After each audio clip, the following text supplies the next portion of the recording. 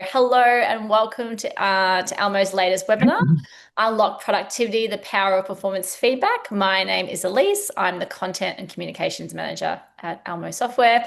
It's wonderful you've all logged in and joined us today. Just want to start by saying, as we're meeting from various locations, I would like to acknowledge the traditional owners on the land on which we are meeting today. For me, that's the Wurundjeri people of the Kulin Nation. We pay our respects to elders past and present as early innovators and acknowledge their significant contributions to science and technology throughout land, water, and culture.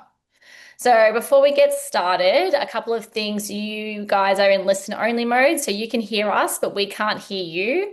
The webinar is being recorded and will be sent to you after today. Today's session will run for about 45 minutes and we'll try and take some questions at the end. So please feel free to ask your questions as we go along. And if we don't have time, we will compile them and one of our BDMs will reach out to you after. So you're joining us because you're HR and business leaders who know that performance management isn't just a task, it's a key lever for driving organizational performance and culture. Today, we're going to look at what the data is telling us, the employee perspective, and practical tools to influence leadership. You're also going to hear data from our latest Employee Sentiment Index, or ESI. This is a quarterly report that we do that surveys 1,500 employees around both Australia and New Zealand, aiming to kind of gauge the perception of economic security, well-being, job security and career plans, as well as topics we want to understand more deeply, which this quarter was performance management. So today we're going to share some data insights from the ESI. We're going to explore some strategies you can use to combat misalignment, burnout, and disengagement. And we'll give you some practical tools to help secure buy-in to C-suite and leadership teams for stronger performance management initiatives. So let's meet our speakers. First up, we have Helen. Helen Tran is Almo's Senior People and Culture Manager. A strategic HR leader with over 15 years experience, Helen's career spans across the full HR spectrum, and she specializes in organization design, people strategy, and transformation and leadership capability. She's responsible at Almo for the people partner team and works closely with the executive leadership team and key stakeholders to advise, drive, and execute on people-related strategies. Aaron on the call is a seasoned sales and leadership professional with over 17 years of experience in the HR tech, procurement, consulting, and data analytics space. He's one of our BDMs with a deep understanding of the challenges organizations face from both a technology standpoint, from a technology standpoint, I should say, and he specializes in helping businesses navigate complex HR landscapes so that they can focus on what they do best, which is people. And finally, Jake. Hello, Jake has spent more than 3 years working closely with HR leaders across Victoria and Tasmania to help modernise HR, payroll and workforce management. His role here is partnering with organisations to design and implement solutions that improve employee experience, drive compliance and align people's strategies with business goals. So I want to start, hello, and thank you for joining us today. I want to start with a quick poll, if we could launch that, which is, what's your main interest in joining today's session? So I am not even sure if I'm going to be, I can see the poll, thank goodness. So you see the poll that's just popped up in front of you. If you could let us know why you're joining today. And we will, I don't know if I can actually see the results either. Maybe I can't. Sorry, everyone, that's a technology issue on my end. I'll wait for, okay, great. All of the above. Beautiful. That's good. That's great. It's good to hear. So let's start. Let's start by unpacking the latest data from our ESI. We found that only 38% of Aussie and 30% of Kiwi employees have a formal and consistent performance management process. So Helen, let's get started with you. What risks does the absence of a framework pose for organisational strategy, and how can HR leaders reposition performance management as a lever for transformation rather than compliance? Yeah, thanks, Elise, and welcome to everyone. Thanks for joining today. Look, I'd say the number one risk that comes to mind is strategic alignment. I think the absence of a really consistent and well-structured performance framework means leaders are really missing a good opportunity, and that's to clearly link individual and team goals to their overall strategic goals. if you don't have a formal process in place, this can really result in a fragmented workplace, and I've seen this happen. And I mean, if all parties are not aligned, then you're not working in the same direction. This carries the risk of an overworked workforce, and not working productively. So, there's overworked and there's working productively, and we all know productivity, trumps that. I think you'll end up with disconnected moving parts, and a lack of team cohesiveness. Um, probably the other risk is, by not having this kind of framework, is you're risking that your underperformers go unnoticed. I think we all know as HR leaders, and most of the people on this call, though, those obvious things are engagement, productivity, low morale, and it impacts other team members, which isn't always fair. But to me, it's those not so obvious impacts that really create cost, and that's such as silent quitting. And usually that can be your good performers, because they're watching bad performers or poor performers get away with poor habits, mediocre work output, and then this can just breed detractors across the organisation.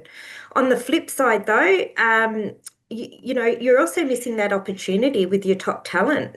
Top talent crave really good feedback, and it's crucial to retain these employees. So I think to truly position your performance process as a lever for transformation, you really need to look at it and move from your mindset, one of compliance and a box ticking exercise, to look at how can I leverage the best from my staff. And I really encourage HR leaders to look at their leadership capability before rolling one out, investing in performance management training, people skills, soft skills, because it really is the engine that drives your business strategy. Thanks, Helen. And we're keen to get like the employee perspective, I think, as well. Yeah, So, sure. Jake, what does it feel like for you as an employee when you don't have structure? Yeah, thanks, Elise. I think Helen nailed the risks from a leadership and organizational point of view, but I guess from an employee's perspective, the absence of structure can feel really unsettling. So for me, without clear goals, feedback, or consistency, people are often unsure what's expected of them or how success will be measured. That uncertainty can turn into frustration or disengagement because you don't know where you stand or how to grow. It also creates an uneven playing field. So for some employees, they might get a lot of feedback and support while others get very little. And then over time, that kind of erodes trust and fairness, or the perception of, between employees. And for high performers, as Helen touched on, who thrive on feedback and development, it can feel like wasted potential, and ultimately make them look elsewhere. So structure isn't necessarily about bureaucracy. It's just about giving people clarity, consistency, and a sense of direction so they feel confident, supported, and motivated to do their best work. Yeah. Yeah. I think that you've both sort of spoken to both the obvious downsides, and then I guess what the benefits could kind of be from that consistent approach and how that can help elevate the whole organization. Helen, along with those benefits, how important is it to have like a technology or a HRIS system to support that process? Yeah, look, I think it's really key. I think having a consistent process paired with a great technology system is the absolute foundation for building a high-performing and resilient workforce. I've been in HR over 15 years now, so showing my age, and I've seen multiple frameworks and used an array of HRIS systems across my career. And look, based on that experience, I think when I've had to work without one, you just can't achieve a consistent, effective performance, program at scale. You need it to be robust, and that helps with a dedicated system. I don't see the HRIS system as an administrative tool. For me, it's kind of like the central nervous system of any process that you put in place to make that process viable. When I haven't had one, I found it's timely, it's costly, data integrity is compromised because human error, because usually people without a HRIS system are using multiple spreadsheets, and you're really just capturing performance rating data rather than getting really good business insights and data insights, business intelligence to look at succession planning and how you can use that data to implement HR programs. So, look, for me, the benefits of a consistent approach paired with a HRIS system is, what I've already mentioned up front, and I'll continue to mention this, is strategic clarity. I think a HRIS system also assists with timely execution. If you've got a really great performance module, rather than your HR business partners or your HR team, chasing up whether performance appraisals have been done or discussions have happened, this can be automated through notifications, because we know it can fall to the wayside and become BAU. Why leaders are invested in their BAU. So it's very time effective to use a system. You're looking at cost savings, and having those conversations tracked and your goals set up in the system also enhances your employee engagement and ensure those discussions you are having with you and your leader are completely aligned on where you're sitting at within your career. And as we said, it drives those conversations around retention, skill development, any skills gaps. In terms of for leaders themselves, I have found over my time that it's also a really good sense check for them.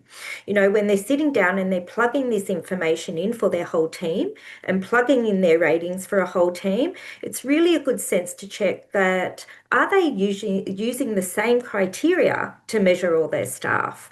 Are they using the same evaluation methods? It becomes more objective and transparent.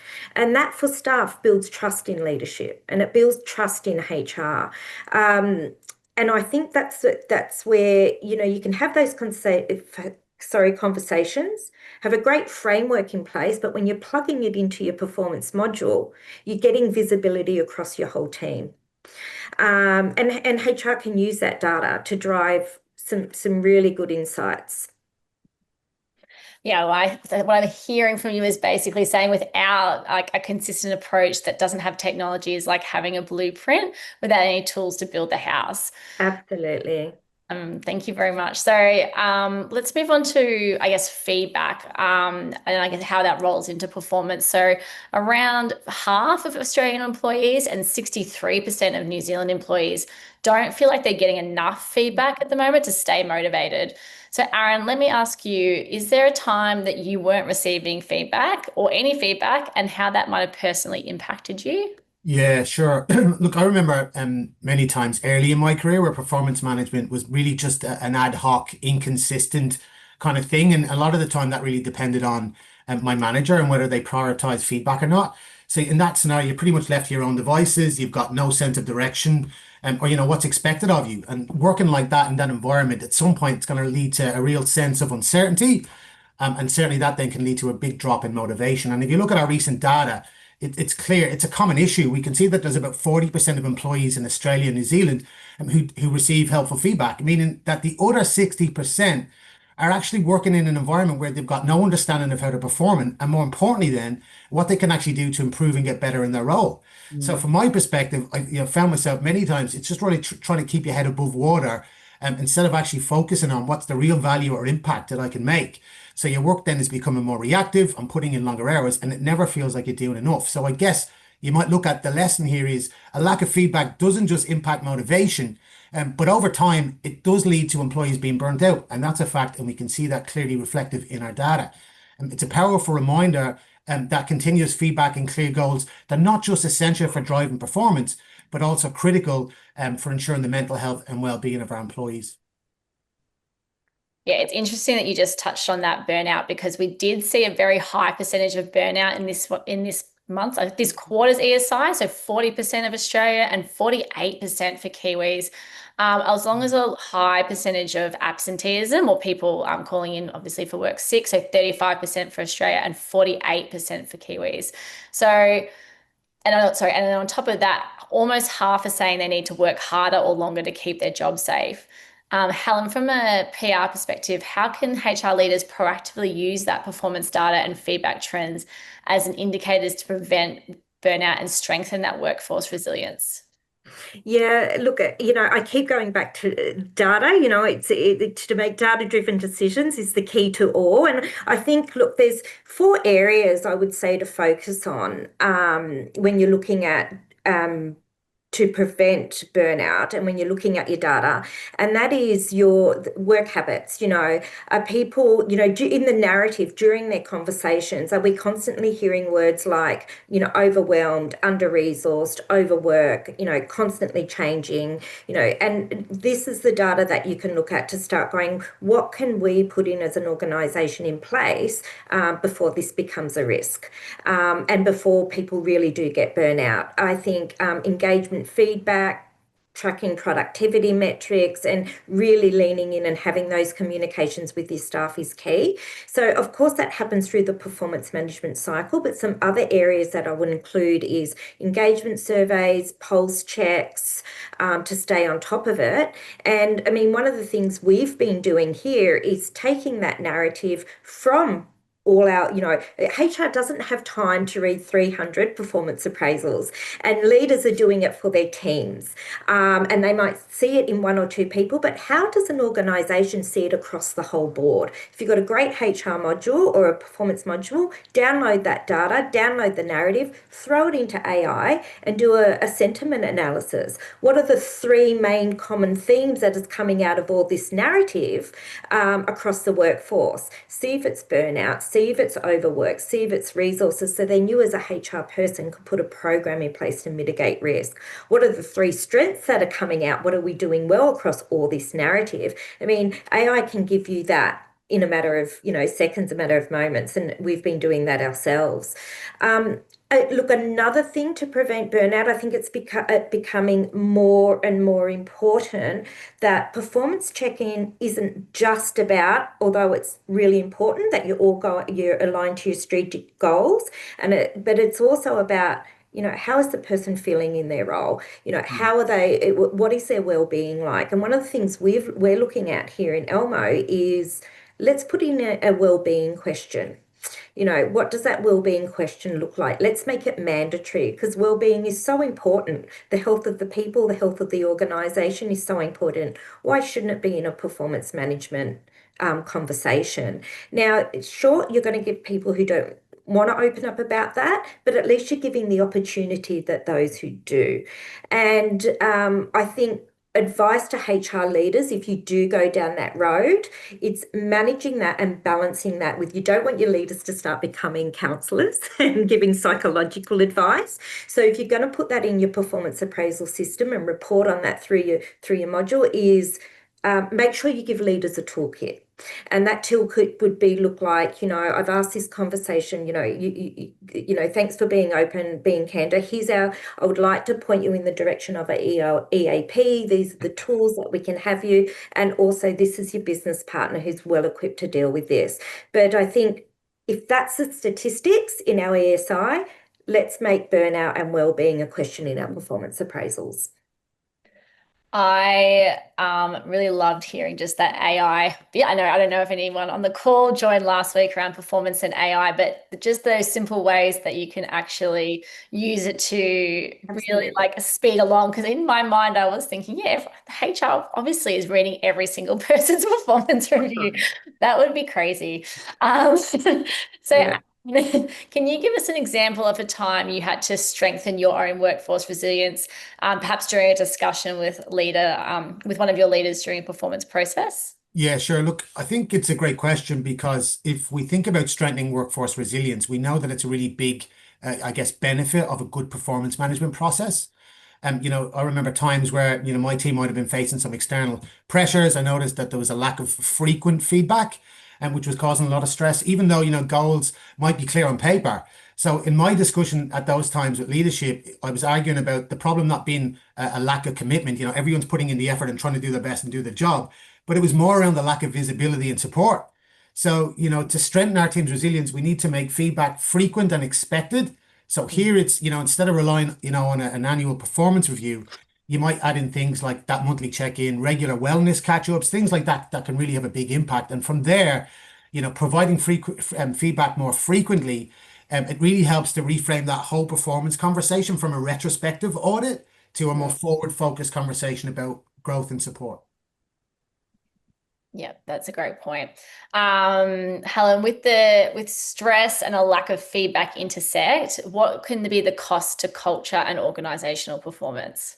Yeah, look, I think, it has such a negative impact, and if stress is not managed well and appropriate levels of feedback aren't given to your organization, your staff, it really breeds a culture where there's disengagement, morale just dives, and there's a real lack of trust. And if that's left long enough and it's ongoing, then you're looking at erosion of psychological safety. And it's going to impact. It's going to impact the organisation cost ways and productivity. It's just negative. Yeah. Yeah. I think what we're hearing from like both yourself and Aaron is that burnout can most primarily be a leadership and clarity issue, and it manifests as a workload problem. So you think you have a high workload, but it's really more of the symptom and not the root cause. And the cause is, and like to the point of like what the weakness is if you don't know what you're working towards, how, you're just like I don't want to say rat on a wheel. I can't think Hamster, maybe a hamster. Hamster on a wheel. You're catching your tail. You're constantly catching your tail and probably doing low value work. Exactly. Yeah. So Jake, from an employee perspective, what do you think makes a performance process good? Yeah, thanks, Elise. I think from my view, a good performance process generally feels fair, it's clear, and genuinely focuses on helping me grow rather than trying to catch me out. Fairness means the same standards and opportunities apply to everyone. So you're not wondering if decisions are biased or inconsistent, and it gives you that clarity in knowing what's expected of you, how success is then measured, and sort of what the next steps look like. So when we review or when we undertake regular reviews rather than just once a year, it helps us build trust and allows course correction as we go before things do go off the track. The best processes always have a growth focus, in my opinion. They're about coaching, skill development, and future opportunities, not just the old tick box, we've done it, so we move on. When employees experience that combination of the fairness, the clarity and frequency, and an emphasis on growth, it helps them feel supported and in control, and it gives them that direction. As Helen had mentioned, and you just mentioned there, Elise, that takes away from the hamster on a wheel approach and gives you that real clarity in what you're trying to work towards. So, that's a real view from mine as to what makes a performance management process good. Yeah. I think one of the things I'm sure like Aaron and Jake, you might hear this a lot, is that when you're thinking about like a whole framework and so forth, not every business can just jump straight into like a sophisticated like performance management process. It does take obviously it takes a lot of work to do. And so if an organization is still, I would say maybe at the beginning of its journey, or maybe just sort of started and like thinking about starting, Helen, what's the first step you can do to create momentum without overwhelming the business and also the employees and managers within the business? Yeah, so in terms of, you're asking me the first, if you don't have a structured or a sophisticated process, yeah, look, I would say, I know I keep going back to this, but I can't reinforce it strongly enough, and that is the first most effective step is to really establish and communicate a handful of clear, actionable and measurable goals for the whole organisation. Even if you don't have the ability yet to have a sophisticated framework in place that rolls down to the department at the team level, you really need to set that at the organisation level. I think this is really powerful because it shifts the organisation from one of ambiguity to one of clarity. And I think if you're saying to your staff, these are our organisation goals, this is what success looks like, then everyone knows what winning looks like, and they know what they're coming to work for and what they've got to head towards. And I'd really keep it simple. 3, 5 goals. If not annually, then quarterly, and it can be simple as let's increase our customer acquisition by 5%. Let's improve our customer score by 10%. But they really need to be clear and understood by the whole team. So you may not have it all mapped out, sophisticated, but I think you can definitely keep communicating those so they're front of mind. Great. And if you are joining us today, you're interested, I guess, in understanding how you might frame performance management in financial or strategic terms that would resonate with executives or C-suite, particularly if you are a HR leader who is competing for like investment alongside other business priorities or projects. What would your advice be, Helen?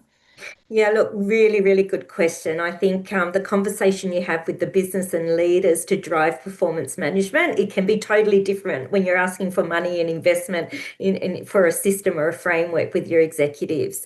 I think just keep in mind your executives are focused on a few core things, and that's driving revenue, driving your product, if that's what you sell, managing costs, mitigating risk, and looking at their competitive or their competitive advantage out in market. That's not to say they don't care about performance management or staff, but unless these things are humming along and swimming along, there is no staff, there is no workforce. So that's their first priority. So look, I'd say fortunately throughout my career, I've had a lot of support in rolling out performance frameworks. But look, for those who don't, I think before you go to your executives and build that business case, think about what's your strategic value proposition?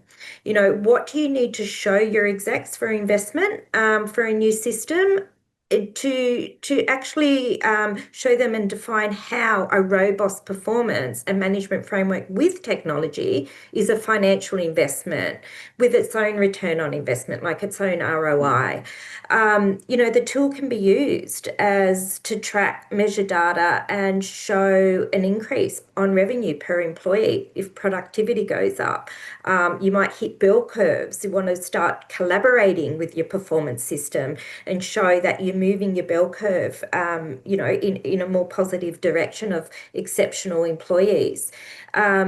You can also look at the data that you get derived from your system to draw the correlation between performance ratings and sales or revenue, productivity levels, enhancements to one's work portfolio, and use it as for succession planning. And there I'd be looking at the last 3 years. This has been our turnover or our cost to the business. This is what I can see from the data. So this is how I want to change that over the next 2 years so we can save costs on our turnover. And another unseen cost that I think executives don't often think about is it's a great record for case management. If you do partway through your performance cycle, it means you're managing someone on their performance or their underperformance. You've got a really good record there to keep track of and refer to if required down the track. Yeah, and some great points there, Helen. So I think this might be one of our final questions, but Jake, from your perspective, when you're talking to businesses and when you're competing for an investment, what do you find are the most persuasive data points that have resonated with executives beyond, I guess, that delivers tangible ROI? Yeah, this is a really good question, and it's something we face pretty much every time one of these projects pops up. Typically, executives tend to respond best when we move beyond the engagement scores and show how performance management links directly to hard business outcomes. So Helen sort of already touched on that, but the most persuasive data points that we've seen include turnover and retention savings, so being able to quantify the cost of attrition and then demonstrating how clearer goals, more regular feedback and development conversations reduce regrettable turnover. Even a small drop in attrition can equate to hundreds of thousands saved in recruitment, onboarding, and lost productivity. Another metric is the internal mobility and time to fill.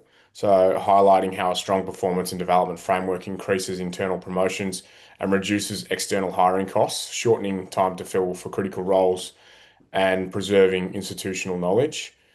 Manager efficiency is another one. So tracking the reduction in time spent on ad hoc performance issues, grievances, or remediation plans once managers have clear frameworks, freeing up leadership time for more strategic work. And I know that that one's a really big one when HR managers come to us, is being able to move away from admin heavy tasks and start to be more of a strategic arm for the business. And it's probably been a shift that I've seen more specifically over the last few years from when I first started in the HR space to now. There's a real desire for HR to become more strategic. And then the last piece is around the risk and compliance mitigation. So being able to show a reduction in employee-related claims, fair work disputes or compliance breaches due to more consistent documentation and clearer standards of performance, which Helen also sort of touched on. So when executives see performance management as an engine for revenue protection, cost avoidance, and talent leverage, rather than another soft HR initiative, for want of a better phrase, it's much easier to win budget approval. Bringing even one or two of these metrics with dollar values attached almost always changes the conversation from should we do it to how quickly can we do it.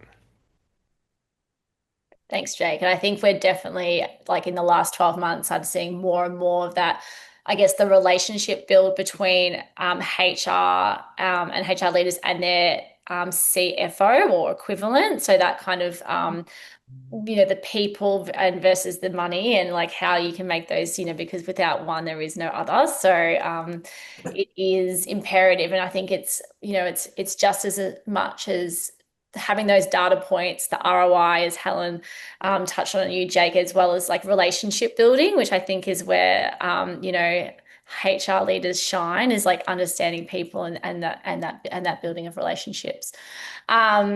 So thank you all for that discussion. I wanted to see, I can't actually see, but does anyone have any questions for our panelists today? So I'll just have to get, if you have any questions, just post them in the thing and post them in the chat function, and we have some time to answer them. But while we're wrapping up, we will also share after this the recording, our latest ESI, so you can read through that if you haven't already, and our latest white paper as well on the performance management and closing the gap. So you can expect to get that hopefully tomorrow. And if there are no other questions, Aaron, did you want to wrap up for us? Yeah, certainly. Thank you. So look, I guess that's it. Thanks everybody for joining this afternoon. We hope you found the session valuable. You learned something about performance management and feedback and burnout. As mentioned earlier, look, if you are in the process of building out a new performance management framework or even exploring some new tech to help with that, please reach out. We'd be delighted to assist in any way, support you through that process. As mentioned as well, we'll be sending out the report, and we would appreciate people's feedback once you've had a chance to read through that. And I just want to say as well, a really important point, everyone's participation with Elmo in terms of the feedback provided in these kinds of discussions and the surveys that we do, it's incredibly important for us. It really helps us generate these kinds of reports and industry insights, which we do share across the wider HR community. So thanks again for that. And that's it, everyone. Stay safe. Thanks again for your time. And remember, look after your mental health. It is as important, if not more, than managing your inbox. Take care, everybody. Thank you. And if you do have time just to complete that quick poll, just to let us know how you found it, that would be great. And thank you, everyone, very much.